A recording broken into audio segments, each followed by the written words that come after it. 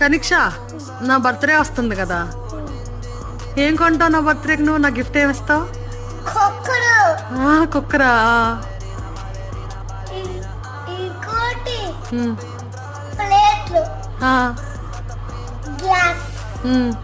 ఇంకేమో దోశల్ది ఇలాగా ఇలా ఇలాగా సరే సరే సరే. నాన్నకేం కొంటావు అయితే?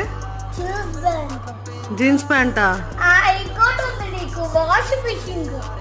కాదు, నాన్నకి జీన్స్ ప్యాంట్లు అవి కొని నాకు కుక్కర్లో గిన్నెలు ప్యాన్లు కొంటావా? ఏ